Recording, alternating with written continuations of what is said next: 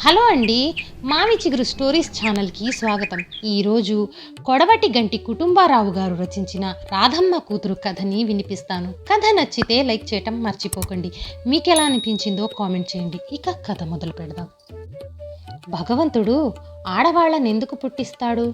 కష్టాలు పడి కిందటి జన్మతో చేసుకున్న పాప పరిహారం చేసుకోవటానికి. భగవంతుడే లేడనే వాళ్ళకి ఏం చెబుతాం కానీ ఈ పంచభూతాత్మకమైన ప్రపంచంలో కలిగి ఉన్నటువంటి చరాచర సృష్టి అంతటిలోనూ కొందరే ఆడవాళ్లుగా ఎందుకు పుట్టాలి? ఎందుకు కష్టపడి పిల్లల్ని కనాలి? వాళ్ళకి దేవుడు వేదాలు చదివే హక్కు, ఆస్తి పంచుకునే హక్కు, ఇల్లు దాటి బయటకు వెళ్ళే హక్కు లేకుండానే ఎందుకు చేశాడు? వాళ్ళు బలహీనంగా ఉంటారేం, అనారోగ్యంగా ఉంటారేం? చిన్నతనంలో తండ్రి కాలి కింద, ఆ తర్వాత మొగుడి కాలి క్రింద, ఆ తర్వాత కొడుకు కాలి క్రింద ఉండమని భగవంతుడు ఆడదాన్ని ఎందుకు శాసించాలి? పూర్వజన్మ కృత పాప పరిహారార్థమేనని స్పష్టంగా కనిపించడం లేదు. నేను రాధమ్మ మొగుణ్ణి.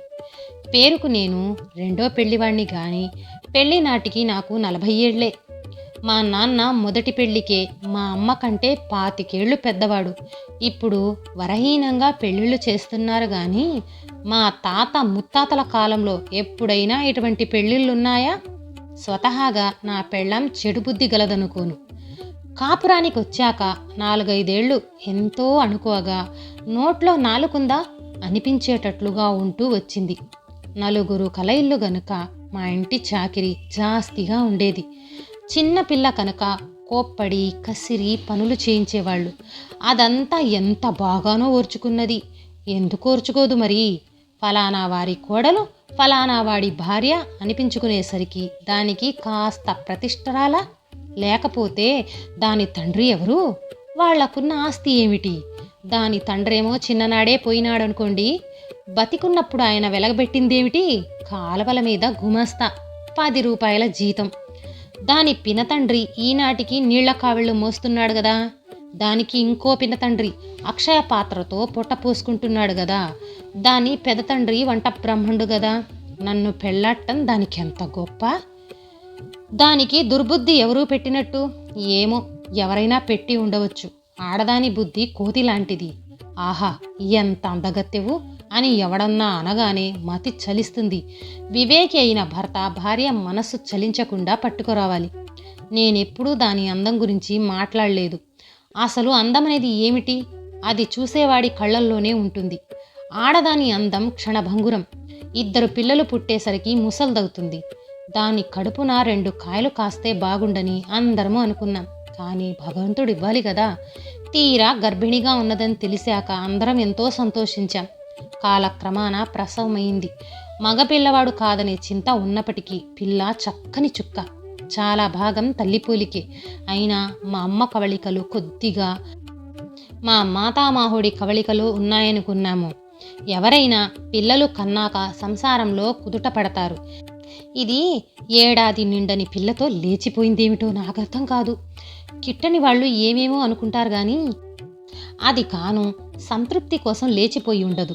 దానికి అస్సలు పాపం ఆ ప్రసక్తే తక్కువ. శారీరకమైన వాంఛలే దానికి లేవు. తిండికని కానీ, బట్టకని కానీ, నగలకని కానీ ఏమీ ఆరాటపడేది కాదు. అదెట్లా చస్తే ఎవడికి కావాలి కానీ ఆ పిల్ల దాని దగ్గర ఉండిపోవటం చాలా అన్యాయమైంది.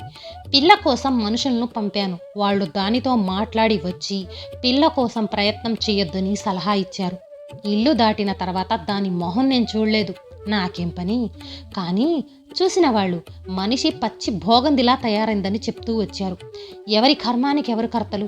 చేసుకున్న వారికి చేసుకున్నంత మహాదేవ. దాన్ని ఉంచుకున్న వాడికి ఇంత డబ్బుంది. నన్ను అడిగితే అది ఆ డబ్బును చూసే గోతిలో పడిందంటాను. అదే దాన్ని ఈనాటికి రక్షిస్తున్నదిను. డబ్బు ఎందుకు పనికొస్తుంది? రేపు యమధర్మరాజుకు లంచం పెడుతుందా? డబ్బు లేకుండా ఎంతమంది నీతిగా బతకటం లేదు? రేపు పిల్ల పెద్దదై పెళ్ళిడికొచ్చినాక దాని గత్యమవుతుంది.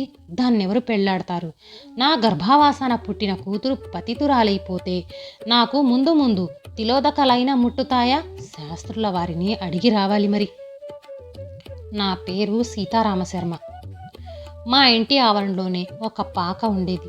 అందులో రాధ తల్లిదండ్రులు నా చిన్నతనం నుంచి ఉంటున్నారు. నా పెళ్లికి రాధ ఏడాది పిల్ల. చిన్నతనం నుంచి కూడా రాధ చాలా అందమైన పిల్ల.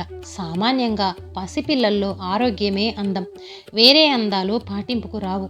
అయినా రాధ అసాధారణమైన అందగత్తెగా భావించబడేది. మా ఇంట్లో ఆడపిల్లల కరువు, అందుచేత రాధను మా ఇంట్లోనే జాస్తిగా ఉంచుకునేవాళ్ళం. మా వాళ్ళంతా కలిసి తీయించుకున్న ఫోటోల్లో 2-3 రాధ కూడా కూర్చుంది. ఆ రోజుల్లో మా ఊళ్ళో ఫోటోగ్రాఫర్లు లేరు. ఎప్పుడో ఒకసారి ఒక అరవ ఫోటోగ్రాఫర్ వచ్చాడు. కాస్త కలవాళ్ళం గనక మా నాన్నగారిని ఆశ్రయించి 5-6 ఫోటోలు తీసి ఒక్కొక్క దానికి 3 కాపీలు ఇచ్చి 50 రూపాయలు పట్టుకుపోయాడు. ఆ విధంగా రాధ చిన్ననాటి ఫోటోలు 2-3 దక్కినాయి. రాధ పెళ్ళికి నేను లేను.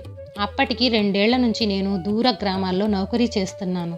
రాధను ముసలివాడికి ఇస్తున్నారని తెలిసినప్పుడు నా భార్య అయినా ఆదుర్దపడింది కానీ నేను జాస్తిగా విచారించినట్టు జ్ఞాపకం లేదు. నెల రోజుల సెలవు మీద ఇంటికి తిరిగొచ్చినప్పుడు మా అమ్మ వాళ్ళు ఇంట్లో మాట్లాడుకునే మాటలను బట్టి వాళ్ళింకా రాధను మా ఇంట్లో పిల్లగానే భావిస్తున్నారని, నా ఒక్కడికే రాధ దూరమైపోయిందని తెలుసుకున్నాను. మన మనస్సులు విచిత్రంగా ఉంటాయి. ఇప్పుడు కూడా నేను రాధకు ముసలవాడు మొగుడైనాడే అని విచారించనే లేదు. కానీ విచారించలేకపోయినందుకు పశ్చాత్తాపపడుతున్నాను. ఇంతలో ఏదో పండగ వచ్చి రాధ పుట్టింటికొచ్చేసింది. రాధను చూస్తే నాకు ఆశ్చర్యం వేసింది. ఎందుకో నేను రాధని వెనకటి చిన్నపిల్లగానే భావిస్తూ వచ్చాను. కానీ రాధ నేనెరిగిన మనిషి కాదు. ఆడతనం పక్వానికి వచ్చిన స్త్రీ, అందగత్తె, ఏ మగవాడైనా కామించదగినది. ఇటువంటి ఆడదాని కోసం కవిత్వాలు రాయాలి, సంఘాన్ని ఎదిరించాలి, అవసరమైతే కులం చెడాలి, అష్ట కష్టాలు పడాలి. ఈ ఆలోచనతో పాటు నాకింకో ఆలోచన కూడా కలిగింది. నాకు రాధకు ఉన్న అంతరాయం ఏమిటి? దిక్కులేని దరిద్రుల పిల్ల, ముసలివాడి పెళ్ళాం, మాకు రుణపడి ఉన్నది. ఒక్క ముక్కలో చెయ్యి చాస్తే అందే మామిడి పండు. మగవాడి ఆశ రేకెత్తించటానికి ఆడదానిలో ఉండే ఆకర్షణలన్నిటిలోకి ప్రబలమైంది ఏంటంటే ఆమె సులభంగా దొరుకుతుందనే నమ్మకం. రాధ నా పిలుపు కోసమే నిరీక్షిస్తున్నదని నన్ను నేను నమ్మించుకున్నాను. రాధ ఒంటరిగా దొరకటమే తరువాయి. దొరికిందిక. అది అమాయకత్వమో మందబుద్ధో తెలీదు గాని రాధ నా ప్రయత్నం చూసి ఆశ్చర్యపోయినట్లు కనిపించింది. నన్ను గురించి ఆమె ఎప్పుడూ ఆలోచించినట్టే కనపడలేదు. ఆ తర్వాత నాకు అర్థమైంది, ఆమెలో స్త్రీతత్వం వికసించనే లేదు. ఆమె మనస్సులో సహజ కామం ఏదైనా ఉందంటే ఆ భర్త సంపర్కంతోనే అణగారిపోయి ఉండాలి. రాధను నిద్ర మేల్కొల్పాలని తీర్మానించుకున్నాను. జయించాను. చెయ్యి చాస్తే చేతుల్లోకి ఉరుకుతుందనుకున్న మనిషిని ప్రణయోన్ముఖురాలిని చేయటానికి నాలో ఉన్న శృంగార శక్తి యావత్తు వినియోగించవలసి వచ్చింది. అది వరకు కొంతమంది ఆడవాళ్లను చూసిన నాకు రాధతో మొట్టమొదటి ప్రేమ సంబంధం కలిగింది. ఇంకొక చిత్రం ఏంటంటే రాధ తన నోటి మీదుగా ఎన్నడూ తన భర్తకు జరుగుతున్న అన్యాయం గురించి కానీ నా భార్యకు జరిగే అన్యాయం గురించి కానీ ఎత్తలేదు. ఎందుకెత్తాలి? తన భర్త ఎన్నడూ కోరని హృదయాన్ని నాకిచ్చేస్తుంది. అంతేకాక నేను నా భార్య సొత్తుని కానీ నా భార్య దగ్గర నుంచి తస్కరించి నన్ను తన సొత్తు చేసుకుంటున్నానని కానీ రాధ ఎన్నడూ అనుకోనే లేదు. ఈ మాట ఎందుకు చెప్పానంటే రాధ నా సొత్తనే భ్రమ నాకు కలిగింది. నా భార్యకు అన్యాయం చేస్తున్నాననే ఆలోచన నాకు తట్టింది. రాధ తిరిగి అత్తవారింటికి వెళ్ళిపోతే నా గతేమవుతుందనే బాధ నన్ను వేధించింది. ఇటువంటి సమస్యలేవి రాధకు రాలేదు. మరి రేపు వెళ్ళిపోతుందనగా రాధనడిగాను, నిన్ను విడిచి ఎట్లా ఉంటాను? ఇదంతా ఎట్లా మర్చిపోవటం అని. ఎందుకు మర్చిపోవటం అన్నది రాధ. మరవకపోవటం మరింత బాధ కాదా అన్నాను. జ్ఞాపకం ఉంచుకోవటం ఆనందం కాదా అన్నది. ఎల్లకాలం ఇట్లాగే ఉండాలని లేదా అన్నాను. ఎట్లా ఉంటుంది? నేను మొగుడిని వదిలేయనా? మీరు మీ సుగంధి గారిని వదిలేస్తారా అన్నది. నా కోపం వచ్చింది. నేనింత నేర్పినా రాధకి ప్రేమంటే ఏమిటో తెలియలేదనుకున్నాను. కానీ ఆ క్షణాన రాధ నా కోసం మొగుణ్ణి సులభంగా వదిలేసేదే గాని నా భార్యను నేను వదలగలిగేవాణ్ణి కాను. అందుచేత న్యాయంగా చెప్పుకుంటే నాకు కష్టం వేసిందల్లా ఎందుకంటే నన్ను విడిచిపెట్టి మొగుడి దగ్గరికి వెళ్ళటానికి రాధ ఏడిచి రాగాలు పెట్టలేదని. రాగాలు పెట్టింది కానీ నేను చూసినట్లు పెట్టలేదు. ఆ సంగతి అప్పుడు నాకు తెలీదు. ఇది జరిగిన 1.5 సంవత్సరంన్నరకు నా భార్య టైఫాయిడ్ జ్వరంతో పోయింది. నా భార్య పోవటంతో నాలో పెద్ద పరివర్తన కలిగింది. అంతదాకా ఆడవాళ్ల కోసం వేటాడటం ఒక వినోదంగా ఉండేది. అటువంటిది నాకిప్పుడు కామం చాలా వికారంగా కనిపించింది. నేను రోజూ అనుభవించిన ఒక ఆడదాని శరీరం నా ఎదుటే కట్టెల్లో మసి కావటం చూసి ఏమి దక్కిందా అని ఆలోచించుకుంటే, నా భార్య అన్న మాటలు, నన్ను గురించి పడ్డ ఆదుర్దలు, నా కోసం చేసిన చాకిరీ, నా ఎడల చూపించిన ఓర్పు, నా మనస్సు వికలంగా ఉన్నప్పుడు ఇచ్చిన అనునయము మిగిలినయి. ప్రపంచంలో ఉన్న ఆడవాళ్ళందరికన్నా నా మీద నా భార్య అధికంగా ప్రేమ చూపింది. కానీ నేను అర్థం చేసుకోలేకపోయాను. ఎందుకంటే నా భార్య ప్రేమ గురించి మాట్లాడలేను. ఇప్పుడు నా భార్యతో పోల్చుకుంటే నేనెరిగిన ఇతర ఆడవాళ్ళంతా ఎంతో దూరాన కనిపించారు. రాధ కూడా. రాధ నా నుంచి తను అది వరకు ఎరుగని సుఖం పుచ్చుకున్నది. దాని తాలూకా ఫోటోలు తన మనస్సులో పెట్టుకుని వెళ్ళిపోయింది. ఒక పిల్ల తల్లి అయి ఆ నరక కూపంలో ఈదుతున్నది. రాధ నా దగ్గరకొచ్చి నా భార్య స్థానం ఆక్రమించుకుంటుందా, ఆక్రమించుకోగలదా? నాకు నమ్మకం లేకపోయింది. ఏ కారణం చేతనో రాధ గురించి నేనెప్పుడూ పొరపాటు పడుతూనే వచ్చాను. నా భార్య నాకు అర్థమైనంత సులభంగా రాధ ఎన్నడూ అర్థం కాలేదనుకుంటాను. రాధ పిల్లతో కూడా తండ్రి గారింటికొచ్చింది. నన్ను చూసింది, పరామర్శ చేసింది. పూర్వపు విషయాలేమీ ఎత్తలేదు. ఆ పిల్లను గురించి కూడా చెప్పలేదు. అది నా పిల్లేనని నా అనుమానం. ఏదో మాటల సందర్భంలో వేళాకోలానికి అన్నట్టుగా, ఎంతమంది ఇతరులైతే ఒక పెళ్ళాం అవుతుంది, జీవితం పంచుకునేదే పెళ్ళాం, నీ మొగుణ్ణి వదిలి రమ్మంటే నువ్వు వస్తావా అన్నాను. రాధ వస్తానన్నది. నాకే భయం వేసింది, ఆశ కూడా కలిగింది. అయినా ఆలోచించుకోమన్నాను. అక్కర్లేదన్నది. రాధ తన అభిప్రాయం మార్చుకోవటానికి 5 రోజులు టైం ఇచ్చాను. మార్చుకోలేదు. నేను, రాధ, పిల్ల కలిసి బెంగుళూరు వెళ్ళి అక్కడ 6 నెలలున్నాం. మా ఏర్పాటు లోకానికి తెలియచేయటానికి అంతకంటే మంచి మార్గం కనిపించలేదు. రాధ నా దగ్గరకొచ్చి 12 ఏళ్ళయింది. రాధ మొగుడు పోయి 7 ఏళ్ళయింది. పిల్లకు మేం మేనక అని పేరు పెట్టుకున్నాం. మేనకకు 11 వెళ్ళి 12 ఏళ్ళొస్తాయి. పిల్లవాడికి దీక్షితులని మా నాన్నగారి పేరు పెట్టుకున్నాం. వాడికి 9వ ఏడొచ్చింది. 2 పిల్లలకి ఎంత పోలికో. తల్లి పిల్లల్ని చూసినప్పుడల్లా నా అనంతరం వాళ్ళేమవుతారో అనిపిస్తుంది. నాకు జబ్బు సంగతి ఇంకా రాధకి చెప్పలేదు. ఒక జీవితం పంచుకుంటున్న వ్యక్తుల్లో ఒకరిని విడిచి మరొకరు చచ్చిపోవటం చాలా పాతకం. కానీ ఏం చేయను? నేను ఇంకో సంవత్సరమే బతుకుతాను, 6 నెలలే బతుకుతాను. నా అనంతరం రాధ 50 ఏళ్ళు బతకొచ్చు, 70 ఏళ్ళు కూడా బతకొచ్చు. ఏ మనిషికి కానీ ఉన్న స్పర్శలన్నీ తెంచుకొని కొత్తవి ఏర్పరచుకొని మరొక మనిషి అయిపోవటానికి 7-8 ఏళ్ళు చాలు. నా అనంతరం రాధ ఈ పని అధమం 5-6 సార్లు చేయొచ్చు. నా ఆస్తి యావత్తు రాధకే రాస్తున్నాను. రాధ డబ్బుకు ఇబ్బంది పడదు. ప్రేమించి చేసుకునే వాడుంటే రాధ మళ్ళీ పెళ్ళాడటానికి నాకు అభ్యంతరం లేదు. పాపం ఇంకా 30 అయినా నిండలేదు.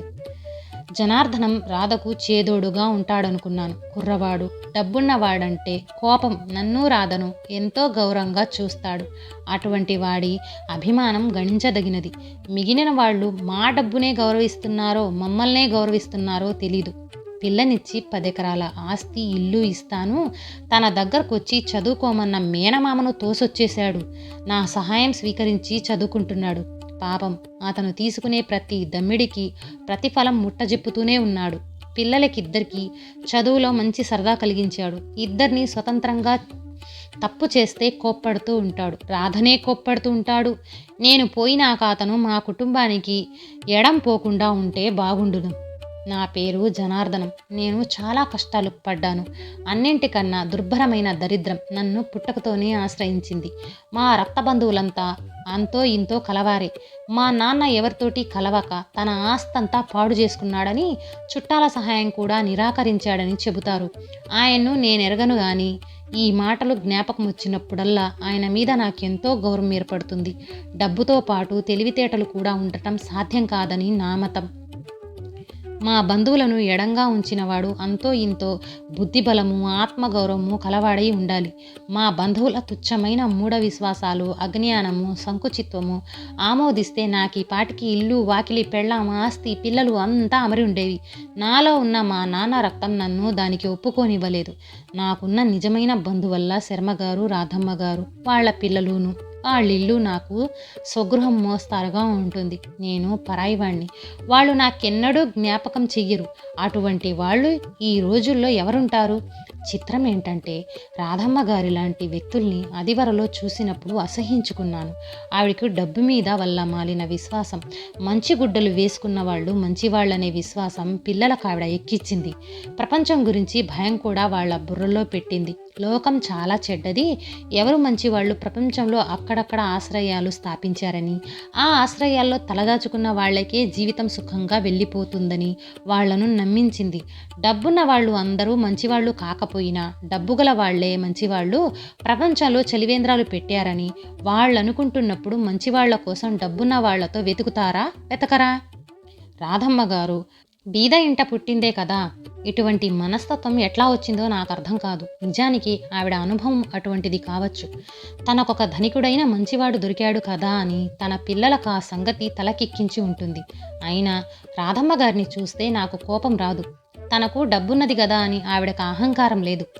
శర్మగారు పోవటం పాపం, ఆవిడకి పెద్ద దెబ్బ. అయితే ఆవిడ దానికి 2 సంవత్సరాలుగా ముందుగా సిద్ధమై ఉంది. పిల్లలిద్దరూ చదువుకుంటున్నారు, డబ్బున్నది. నాకిక్కడే ఉద్యోగం అయ్యింది కనుక నేనుంటాను. ఈ వెంకటేశ్వర్లు ఎక్కడా దాపురించాడా? ఈయన రోజు వచ్చి రాధమ్మ గారికి ఏదో పిరికిమందు పూసిపోతూ ఉంటాడు. నేనొచ్చేసరికి రాధమ్మ గారు విచారంగా కనిపించిందంటే ఆ రోజు వెంకటేశ్వర్లు వచ్చి వెళ్ళాడన్నమాటే. ఈ వెంకటేశ్వర్లు ఆర్చేవాడు తీర్చేవాడు కాడే. ఈయన ఏ విషయం ఈ రాధమ్మను భయపెడుతున్నాడు? వెంకటేశ్వర్లకేం కావాలి? ఆవిడంతటా ఆవిడ నాతో చెప్పదు, అడగటం నాకు అసహ్యం. కానీ రహస్యం కనుక్కున్నాను. వెంకటేశ్వర్లు రోజు వచ్చి రాధమ్మ గారితో మాట్లాడేది మేనక పెళ్లి గురించి. మేనక తండ్రి ఎవరు? కులగోత్రాలున్నాయా? ఎవరు చేసుకుంటారు? తల్లిని బట్టి పిల్ల ప్రవర్తన నిర్ణయిస్తారు కదా. రాధమ్మ వంటి మనిషి కూతుర్ని ఎవరు చేసుకుంటారు? డబ్బుంటే మాత్రం మిగిలిన విషయాలు సమసిపోతాయా అని ఆవిడ చెవిలో రోజు పిరికి విషం పోస్తున్నాడు. ఆయనకేదో ఉద్దేశం ఉంది. మేనకని ఎవరికో ఇచ్చి పెళ్లి చేయటానికి చూస్తున్నాడు. మేనక పెళ్లి ఇప్పుడే చేయటం మంచిది కాదా అని రాధమ్మ గారన్నది. నాతో మాట వరుసగా 14 ఏళ్ళు నిండని పిల్లకి పెళ్లి తొందర ఏమిటన్నాను. బ్రహ్మచారి ముదిరితే పనికిరాడంటే కన్య ముదిరి ఏం లాభముంది? నేను మాట్లాడలేదు. కానీ మేనకని కదిలించి చూశాను. తల్లి ఎట్లా చెప్తే అట్లా చేయటానికి ఆ పిల్ల సిద్ధంగా ఉంది. ఇక నేను చేయగలిగిందేమున్నది? అనుకున్నదంతా అయింది. మేనకని ఆ కామేశ్వరరావుకిచ్చి చేస్తున్నారు. వాడికి రాధమ్మ గారి ఈడుంటుంది. పెళ్ళాన్ని వదిలేసి అచ్చోసిన ఆంబోతులాగా తిరుగుతున్నాడు. శర్మగారి స్వార్జితం 50-60 వేలు రాధమ్మ పేరునే ఉంది. అది మేనక్కే వస్తుంది. వాడి ఆశ అయ్యుండాలది. మరి ఏమైనా లాభం ఉంటే ఈ పెళ్లికి నా ప్రాణం అడ్డువేతును. కానీ లాభం లేదు. 5-6 వేలు ఖర్చు చేసి అతి వైభవంగా పెళ్లి చేయటానికి ఏర్పాట్లు చేస్తుంది రాధమ్మ గారు. వెంకటేశ్వర్లు పెళ్లి పెద్ద. అటూ ఇటూ కూడా ఈ పెళ్లి అయిపోయినాక వెంకటేశ్వర్లు కొంప కట్టించకపోతే ఇక చెవి కోసుకుంటాను. పెళ్లికి ముందు మేనకను మరొక్కసారి కదిలించి చూశాను. లాభం లేకపోయింది. ఆ పిల్ల చాలా గొప్ప సంబంధం దొరికినట్లుగా భావిస్తుంది. పెళ్ళైపోయింది. కామేశ్వరరావు గారు అత్తగారిని బావమర్దిని కూడా వెంటబెట్టుకుని పెళ్ళాన్ని తీసుకుని పోయాడు. ఇల్లు అద్దెకిప్పించాడు. ఆ ఇల్లు అమ్మకం ఎప్పుడు జరిగింది నాకు తెలీదు.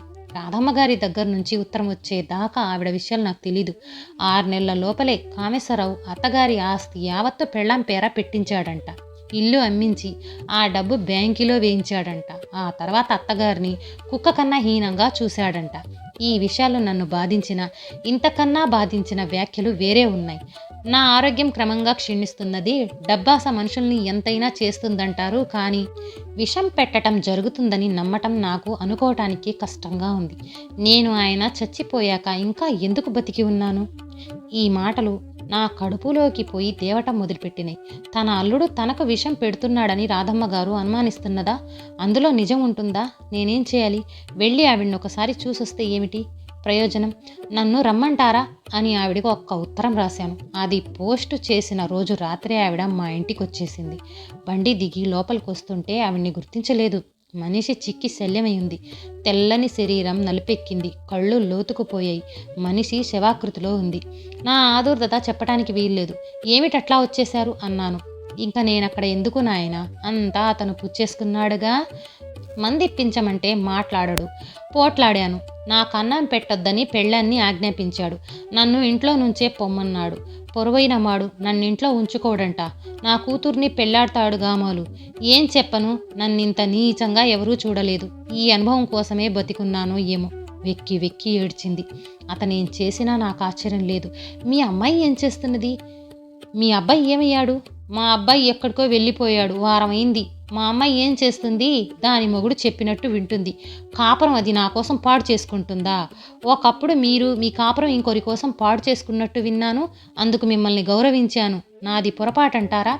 రాధమ్మ కాసేపు మాట్లాడక, దాని సుఖమే నాకు కావాల్సింది అన్నది. దాని మొగుడు తల్లికి అన్నం పెట్టొద్దంటే వినే మనిషికి సుఖపడే అర్హత లేదు. ఆ మాత్రం ధైర్యం లేకుండా మీరు మేనకను ఎట్లా పెంచారో నాకు అర్థం కావటం లేదు. ఆ సమయంలో ఆవిడ్ని తూలనాటం నాదే పొరపాటు. తప్పు ఆవిడదే అయినా నేను చెప్పటానికి అది తరుణం కాదు. అందుచేత ఆ సంగతి అప్పటికి కట్టిపెట్టి ఆవిడ తిండి సంగతి, వైద్యం సంగతి చూశాను. ఆవిడ్ని విచారపడొద్దని, ఎంతకాలమైనా నా దగ్గరే ఉండమని చెప్పాను. నాకిప్పుడు ఒక్కటే కోరిక మిగిలింది, మేనకని తిట్టి రావాలని, ఎప్పుడూ నేర్పని గుణపాఠం నేర్పి రావాలని. ఆ ఉద్దేశంతో బయలుదేరాను. ఇంట్లో కామేశ్వరరావు ఉన్నాడు. నేను సందేహించలేదు. మేనకని అనదలిచిన మాటలన్నీ అనేశాను. మీ నాన్నగారు మనిషి మానవత్వం గలవాడు. తనకి తప్పని తోచిన దాన్ని ఎదుర్కొన్నాడు. రైట్ అని తోచిన దాన్ని పని చేసి తీరాడు. ఆయన కడుపున నువ్వెట్లా పుట్టావో నాకు తెలీదు. నువ్వు అమ్మని నమ్ముకున్నావు దేనికి? ఇంత తిండికా, కీర్తికా, ఈ మొగుడి కోసమా? అది వరకల్లా నిన్ను కూడా ఒక మనిషి కింద చూస్తూ వచ్చాను. తల్లి ఆస్తి తిని తిండి పెట్టలేని మనిషి గొడ్డుకన్నా హీనంగా చూడాలి. ఆ మాట చెప్పిపోవటానికే వచ్చాను. నేను కలవాన్ని కాను గాని మీ అమ్మను బతికున్నంత కాలము నేను పోషిస్తాను. ఎప్పుడైనా మీ అమ్మను చూడాలని కోరిక కలిగి చూసే ధైర్యం కూడా ఉంటే మా ఇంటికొచ్చి చూసిపో అని బయటకొచ్చేశాను. ఎందుచేతనో కామేశ్వరరావు నాకు అడ్డం రాలేదు. తంతాననుకున్నాడో ఏమో మరి. నేను ఈ మాటలనొచ్చి వారం కాలేదు. మేనక మా ఇంటికొచ్చింది. తల్లిని చూసి ఏడ్చింది. నా మాటలు వృధా పోలేదు అసలు. పాపం మేనక కట్టలు తెంచుకోవటానికి సిద్ధంగానే ఉంది. నేను చేసిందల్లా ఒక చిన్న గండి పెట్టాను. మీ చేత మరి కాసిన తిట్టించుకుందామని వచ్చాను. నేనెప్పుడూ తిట్లు తినలేదు. తిట్టించుకోవటం బాగుంటుందని కూడా అనుకోలేదు. తిట్టండి అని నా దగ్గరకొచ్చి ఏడ్చింది. నాకు జాలేసింది. ఇక మేనక తిరిగి మొగుడి దగ్గరికి వెళ్ళదు. మేనక మేజర్ అయ్యే వరకు రాధమ్మ గారి ఆస్తి గురించి గొడవలుగా ఉంటుంది. ఆ తర్వాత కామేశ్వరరావు ఏమీ చేయలేడు. అయినా ఈ లోపల ఏమైనా చేయటానికి వీలుందేమో. లీడర్లను కనుక్కోవాలి మరి. ఈ కథ నచ్చితే లైక్, షేర్ చేసి తప్పకుండా సబ్స్క్రైబ్ చేయండి.